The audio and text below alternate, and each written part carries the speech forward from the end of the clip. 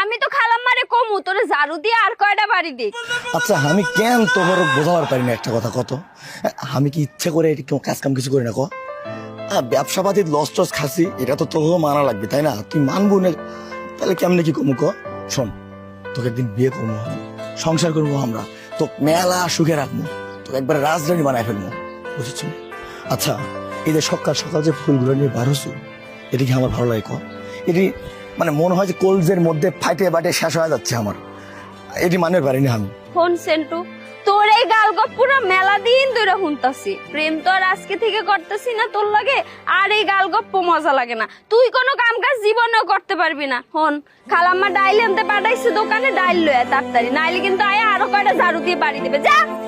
ঠিক আছে যাচ্ছি, কিন্তু তুই কিন্তু সাবধানে চলবি, তোর নিয়ে আমার ভালো চিন্তা হবে, বুঝছো?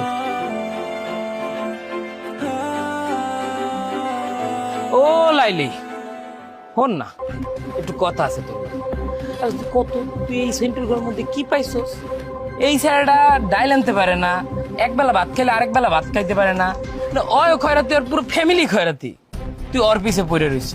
আর এদিকে আমি একটা মানে স্মার্ট কত সুন্দর একটা ছেড়া, তুই আমার দিকে একবার চাও না ঠিক মতো। তোর কতবার কইতেছি যে একটু দেখ ওদিক থেকে ভালো দিকে আয়।